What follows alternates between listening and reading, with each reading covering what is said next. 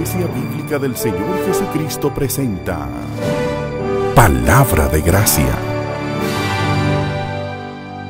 Vayan conmigo al Evangelio de Marcos, al capítulo 16. Marcos, capítulo 16. Y quiero que leamos de los versículos 1 al 7 para introducir la meditación de la Cena del Señor. Cuando pasó el sábado, María Magdalena, María la madre de Jacobo y Salomé compraron especias aromáticas para ir a ungirlo. Muy de mañana, el primer día de la semana, vinieron al sepulcro recién salido el sol, pero decían entre sí: ¿quién nos removerá la piedra de la entrada del sepulcro? Pero cuando miraron, vieron removida la piedra, aunque era muy grande. Y cuando entraron en el sepulcro, vieron a un joven sentado al lado derecho, cubierto de una larga ropa blanca, y se asustaron. Pero él les dijo: no os asustéis, ¿buscáis a Jesús Nazareno? El que fue crucificado, ha resucitado, no está aquí. Mirad el lugar donde lo pusieron. Pero id, decid a sus discípulos y a Pedro que él va delante de vosotros a Galilea. Allí lo veréis como os dijo.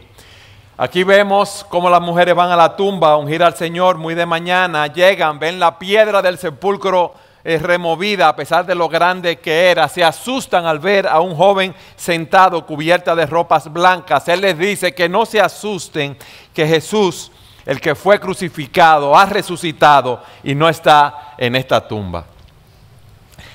Pero fíjense lo que dice el versículo 7. Díganselo a los discípulos y a Pedro.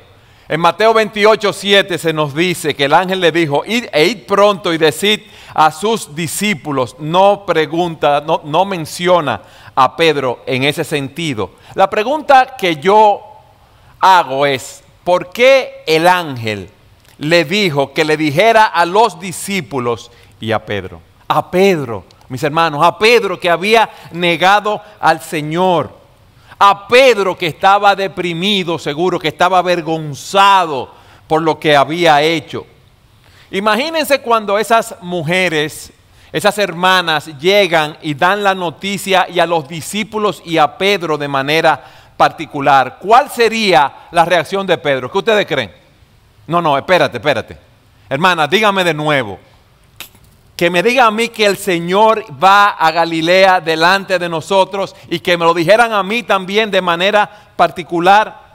Hermanas, ¿ustedes oyeron bien lo que dijo ese ángel? Yo me imagino todas las emociones que pasaron por el corazón de él. Díganselo a Pedro. ¿Cuál es el punto mío, hermanos, en esta tarde? Nosotros venimos a participar de la Cena del Señor y venimos con muchas luchas. No hemos sido glorificados, tenemos pecado remanente en nosotros. Caemos, luchamos por levantarnos, pecamos, luchamos con esos pecados, volvemos a caer. Sentimos la culpa por haber transgredido la ley de Dios. Pedro se sentía así. Pedro había negado al Señor de palabra y de hecho. Y nosotros nos sentimos así muchas veces, que nuestro pecado nos persigue.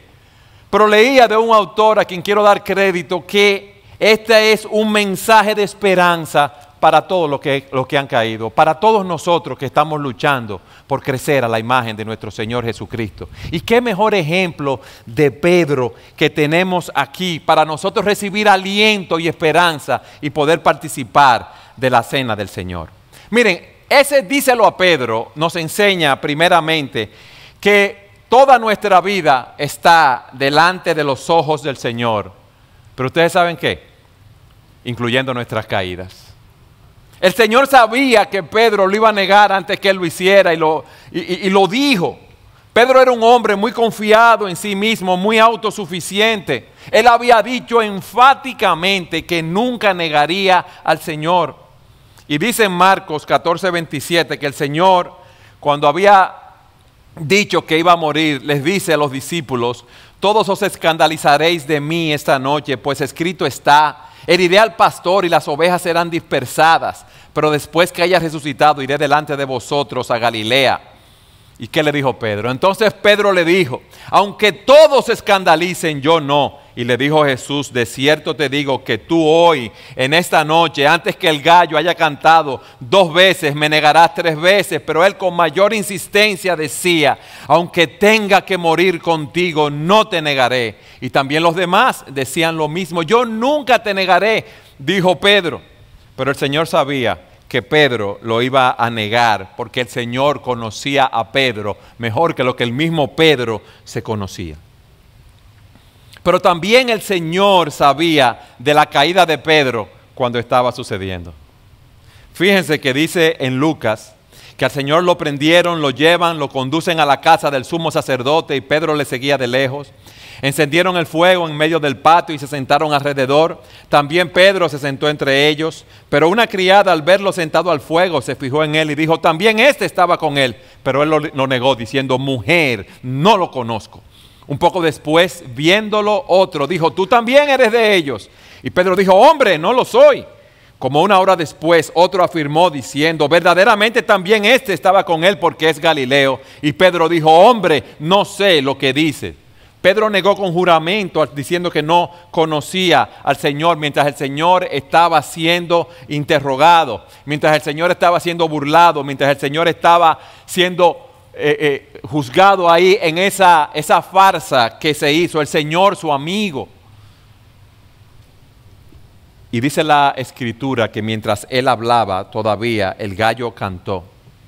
Entonces fíjense lo que dice en el versículo 61 de Lucas 22. Entonces, vuelto el Señor, miró a Pedro. Hermano, ¿ustedes se imaginan cómo fue esa situación en ese momento? Pedro afuera en el patio diciendo que él no conocía a ese hombre, con quien él había estado un momento antes, con quien había compartido durante 3 años, negándolo. Y en ese momento que canta el gallo, el Señor lo mira. Hermanos, ¿qué habría en esa mirada del Señor hacia Pedro? Amor, reproche, ¿qué habría en esa mirada? ¿Qué había allí? Pero también el Señor sabía de la caída de Pedro después que ocurrió. Y Él le dice, díganselo a los discípulos y a Pedro. Mis hermanos, qué bueno es saber que el Señor es omnisciente, que el Señor sabe todo acerca de nosotros, que el Señor sabe nuestras luchas, que el Señor sabe que nosotros queremos agradarle, pero que el Señor sabe también los ataques, los pensamientos que vienen a nosotros. En el Salmo 139 dice, oh Señor, tú me has examinado y conocido. Señor, tú tienes un conocimiento perfecto de mí. Señor, tú conoces mi corazón, tú has conocido mi sentarme y mi levantarme. Y dice en el versículo 3, has escudriñado mi andar y mi reposo. Señor, tú me conoces, mi sentarme, mi levantarme, mi caminar, mi acostarme. Tú conoces todas mis acciones del día.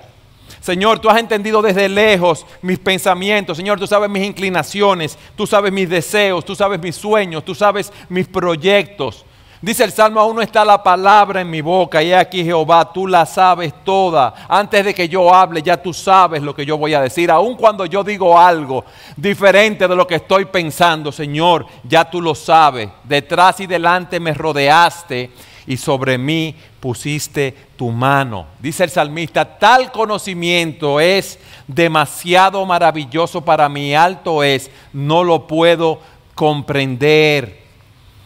El Señor sabía que Pedro iba a caer y aún así le dice, hermanos, para alentarlo, para que tenga esperanza, díganle que yo voy delante a Galilea y díganselo a los discípulos y díganselo a Pedro. Fíjense cómo el Señor no se hizo que no sabía lo que había pasado.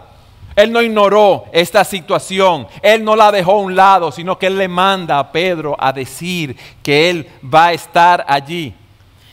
Y a mí me gustaría en esta noche que tú pusieras allí tu nombre.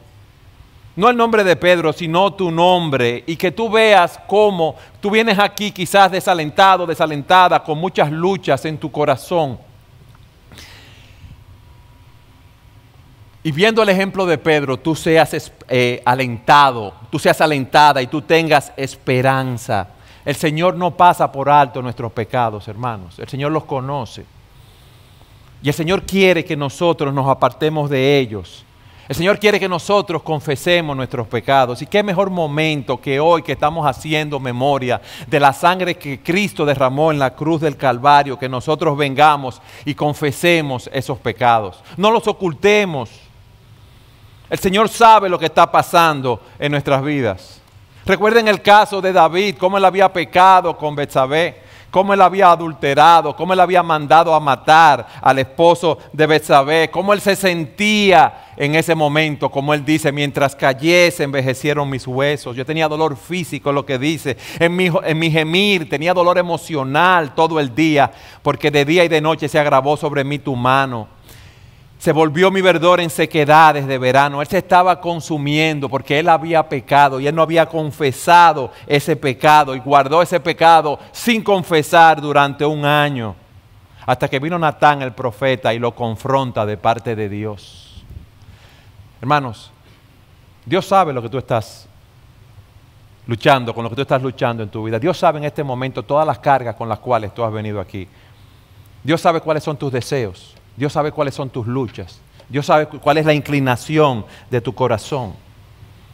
Qué bueno que tú quieres crecer a la imagen de Dios, pero todo lo que esté en tu corazón, que tú debas sacar y confesar tu pecado, no lo ocultes delante de Dios. Dios es omnisciente.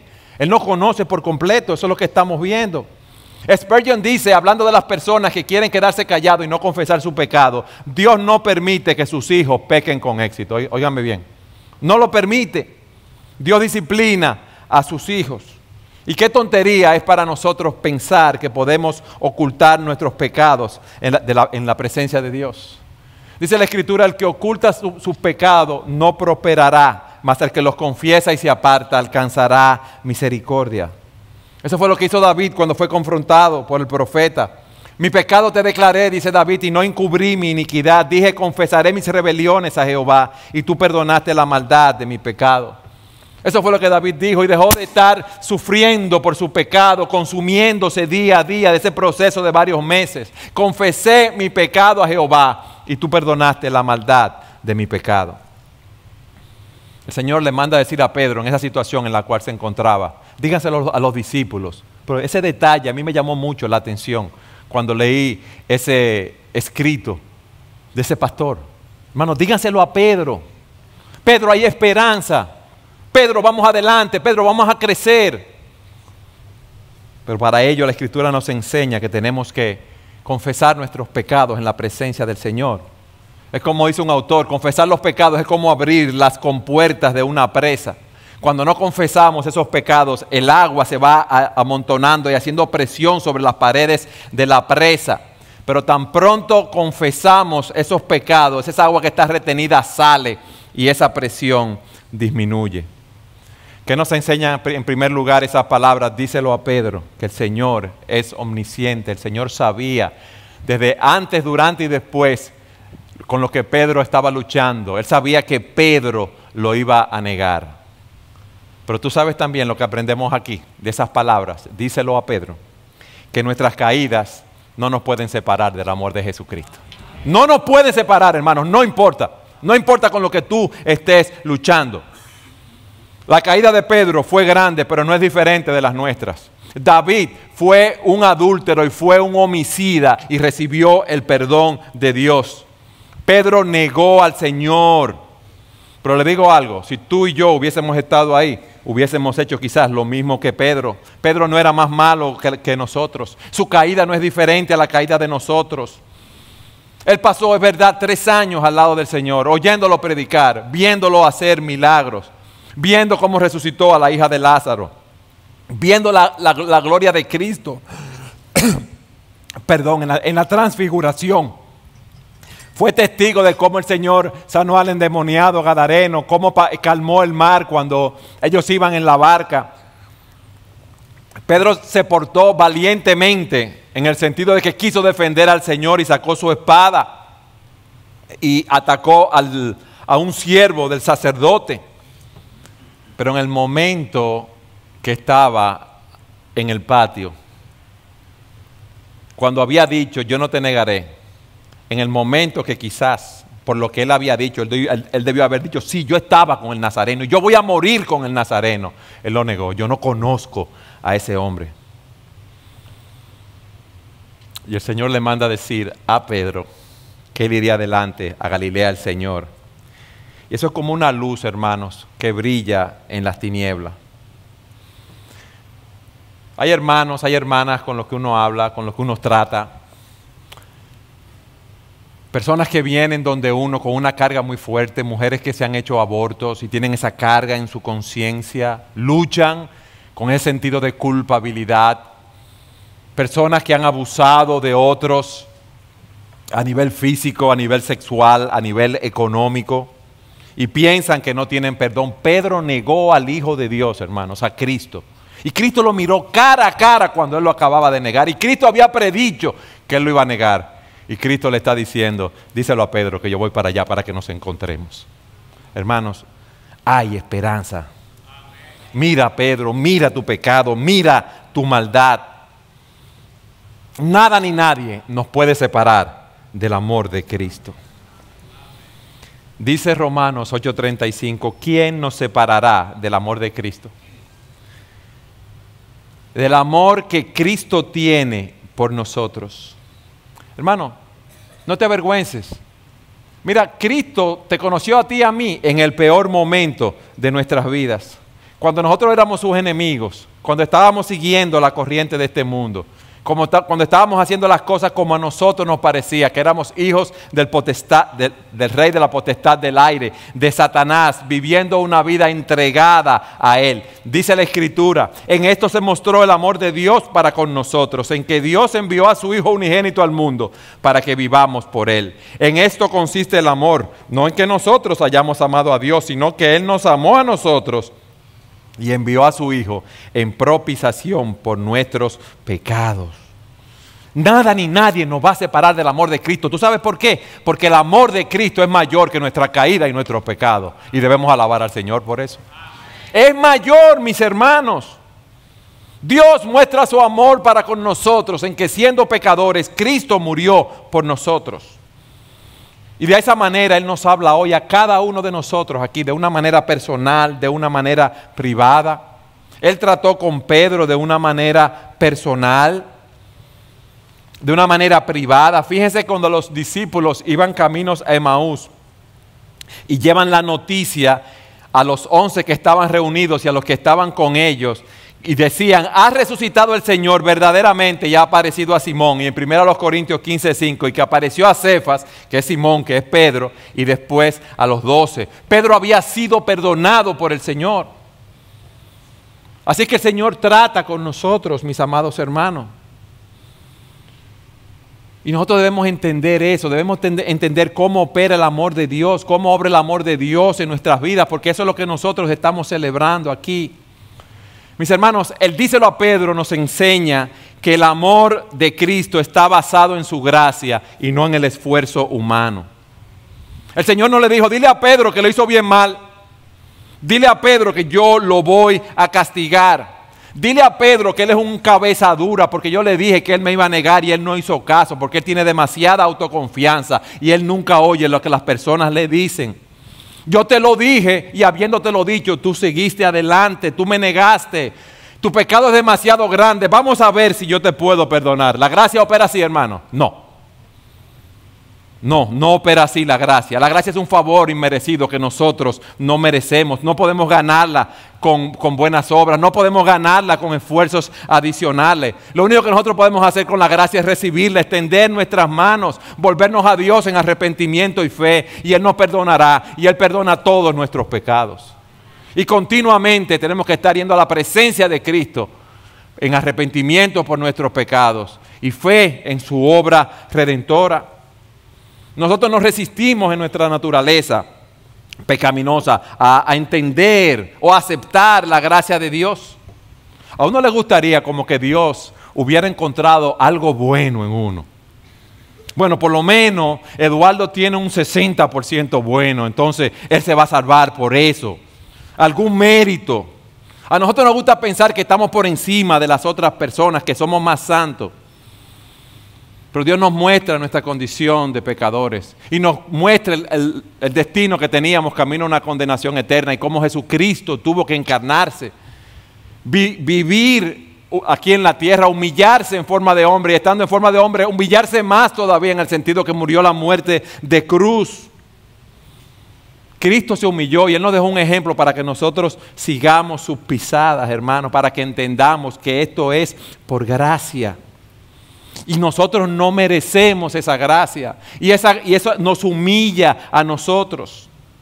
Hermanos, pero qué bueno que es por gracia, porque por eso tenemos esperanza. No importa qué tan grandes hayan sido tus pecados, no importa qué tan grande sea tu caída, no importa qué tan grandes sean los problemas con que tú estás luchando ahora, nada ni nadie nos puede separar del amor de Cristo. Y todo lo que tenemos que hacer es volvernos a Dios en esta noche, volvernos a Él en arrepentimiento y fe, implorando por su gracia. Y le digo algo, la vamos a recibir. La vamos a recibir, mis hermanos. Y es lo que estamos celebrando hoy aquí, en este servicio de Santa Cena. Y quiero concluir dando 2 breves aplicaciones. Miren a Pedro, miren la confianza que él tenía y Dios lo humilló por su pecado. Dios usa nuestras caídas para enseñarnos, para que nosotros crezcamos espiritualmente. Hermanos, todas las cosas obran para bien. La situación que estemos pasando ahora está obrando para nuestro bien, aunque sea causada por nuestros pecados. Dios la va a utilizar para formar a Cristo en nosotros. La caída de Pedro, como dice un autor, no fue un desperdicio. Él cayó en parte por su orgullo, pero fíjense lo que él dice en 1 de Pedro 5:5. Igualmente, jóvenes, estad sujetos a los ancianos y todos sumisos los unos a los otros, revestidos de ¿qué? Dice Pedro. De humildad, porque Dios resiste a los soberbios y da gracia a los humildes. Humillaos pues bajo la poderosa mano de Dios, para que Él los exalte a su debido tiempo.